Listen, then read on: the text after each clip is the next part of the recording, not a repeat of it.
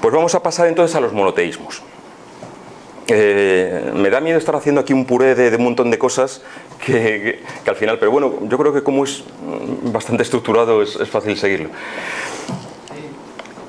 Monoteísmo, voy a empezar por el judaísmo, que hay bastantes referencias bíblicas hacia el tema de la imposición de manos.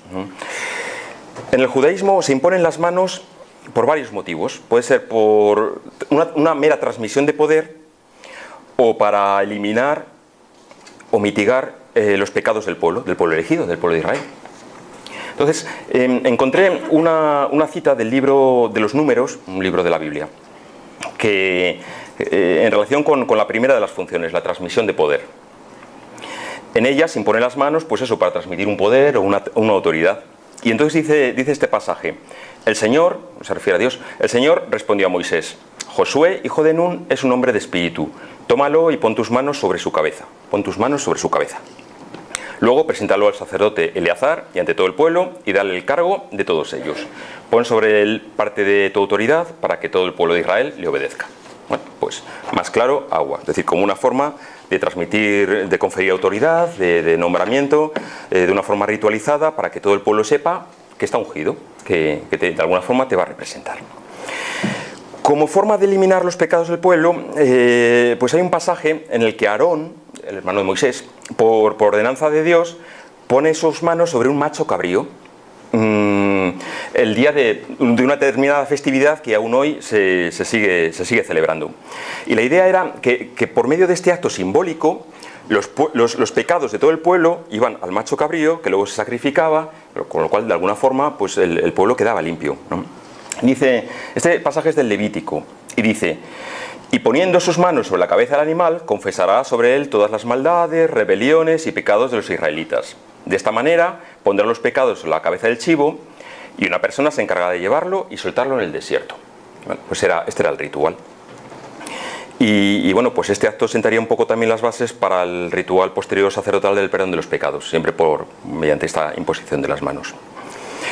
Hay un pasaje muy interesante, no está propiamente en la Biblia, sino que está en los manuscritos de Qumran, en los manuscritos encontrados en el Mar Negro, donde se atribuye a Abraham una imposición de manos a un determinado faraón, que no se da el nombre del faraón, pero se... Entonces, dice esto está en el documento 20 de Qumran, la columna 20, y dice: oré por él, esto se supone que lo dice Abraham, oré por él e impuse mis manos sobre su cabeza.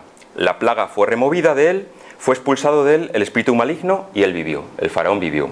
Es decir, hizo una especie de desobsesión, hizo una especie de, por la imposición de las manos, mandó su energía y quedó libre el faraón. Se fue el espíritu maligno que dice el manuscrito de Qumran. Bueno, y en el cristianismo. Pues en el cristianismo la imposición de manos se utiliza para varias finalidades. Se utiliza para sanar, para recibir el Espíritu Santo luego los discípulos de Jesús, los apóstoles, o para nombrar un cargo en la comunidad, siguiendo el ejemplo que ya se utilizaba en el pueblo de Israel. Para sanar, pues fue el mismo Jesús, continuamente en varios pasajes de los evangelios, pues viene a decir que se impondrá, dice sus discípulos: impondréis las manos sobre los enfermos y sanarán. Esto, hay un párrafo bastante citado de Marcos 16, que dice Jesús a sus discípulos: id al mundo entero y predicad el evangelio a toda criatura. Dice luego: a los que lo hagan así hablarán lenguas nuevas, agarrarán serpientes con las manos, y si bebieran algún veneno no les dañará, impondrán las manos a los enfermos y quedarán sanados. No, se supone que tenían tanta fe o qué sé yo, o tanto equilibrio espiritual, energético, lo que fuese, que dijo que podrían hacer esto y bueno, pues se conoce que lo harían.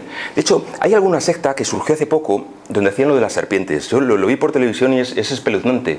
O sea, que cogen serpientes venenosas y o bien no les pican, o si les pican no les pasa nada. Con lo cual, bueno, pues allá cada cual, yo no lo haría, pero bueno, me pareció, vamos, más claro, agua. Pero bueno, eso es así, ¿no? Bueno, luego también como una segunda función, como para recibir el Espíritu Santo, una vez que ya pues, Cristo pues, había muerto y se había marchado, etc. En los Hechos de los Apóstoles, que es donde se recogen las anécdotas de las primeras comunidades cristianas, pues viene a decir que, bueno, os lo leo, que creo que es lo mejor. Cuando los apóstoles que estaban en Jerusalén supieron que los de Samaria habían aceptado el mensaje de Dios, mandaron allá a Pedro y Juan. Al llegar a Samaria, oraron por los creyentes de Samaria para que recibieran el Espíritu Santo, porque todavía no había venido. Solamente se habían bautizado en el nombre del Señor Jesús. Dice, entonces Pedro y Juan, aquí está, les impusieron las manos y así recibieron el Espíritu Santo. Es decir, era como una especie de sacramento. Ponían las manos y consideraban que recibían el Espíritu Santo y con él todos los dones del Espíritu Santo. Hablar en lenguas, sanar, curar, ¿no? Todas estas cosas. También, pues como lo mismo que la tradición que hablábamos antes israelita, pues se utilizaba la imposición de manos para nombrar cargos en la comunidad. Entonces, pues bueno, también en los Hechos de los Apóstoles, en un momento dado dicen, todos estuvieron de acuerdo y escogieron a Esteban, hombre lleno de fe, de Espíritu Santo, lo llevaron a donde estaban los apóstoles, oraron y les impusieron las manos y quedó nombrado presbítero. O sea, lo hacían pues como para elegir cargos. En la actualidad, bueno, habría que ver también cada una de las iglesias cristianas. Esta imagen es, por supuesto, del catolicismo. La imposición de manos se ha quedado reducido a algo simbólico. ¿Algo simbólico para qué? Pues en dos sacramentos. La ordenación sacerdotal, que sería este caso, donde un obispo impone las manos a un diácono y queda nombrado sacerdote. Entonces, pues ya con todas las funciones y todas las gracias que pueda tener. Y en la confirmación. Los que os hayáis confirmado, si es que alguno lo habéis hecho, pues va el obispo y te pone las manos y quedas confirmado. Pues ya está. Entonces, tiene una simbología. Bueno, si digo que es algo simbólico, pues a lo mejor estoy errando, porque dicen que, bueno, que un sacramento propiamente no es simbólico y tal, pero no me voy a meter en esa guerra ahora. Y en el Islam. Pues bueno, yo creo que meteríamos la pata si intentamos buscar en el Islam algo parecido a la imposición de manos, tal como lo hemos visto en otros monoteísmos, en el judaísmo, en el cristianismo, porque no existe como tal. Pero sí hay una rama del Islam que a mí me parece muy interesante, que es la rama mística, los sufíes. ¿Vale? Es muy interesante porque además, no sé si habéis leído algo, les conocéis, ¿no? Los sufíes lo que hacen es, por supuesto, reconociendo los puntos principales del Islam, de un solo Dios, Mahoma es el profeta y en el Corán pues están las pautas para que uno pueda salvarse, pero sí es cierto que realizan otras actividades como más místicas, ¿no? Ascéticas, que bueno, pues a través del baile, habréis visto por ahí imágenes de sufíes que hacen giros, ¿no? E incluso pues entran en estados alterados de conciencia y con eso a la vez que oran, es decir, primero oran y luego pues realizan estas actividades, pero también reconocen dos cosas. Primero, que la enfermedad para los sufíes no es propiamente una desgracia, sino que es un aviso que te da el cuerpo, de que hay algo desequilibrado, y no lo ven propiamente malo, sino que hay que atender la voz de tu cuerpo para ver qué hay que hacer, hay que sanar o lo que sea. En segundo lugar, no hay sanación si no es por la fe en Alá, dicen ellos, y en Mahoma su profeta. O sea, lo primero, la fe. Y acto seguido sí que tienen una serie de rituales y de actos, de actividades curativas. Y entre ellas está, pues, por ejemplo, tiran de una serie de aceites, de unas esencias aromatizadas, y a través de la aromaterapia, que probablemente venga de ahí, ¿sabes? O alguien les haya visto y entonces la haya extendido en otros ámbitos, pues a través de la aromaterapia y la imposición de manos, pues tratan de llevar a cabo una sanación.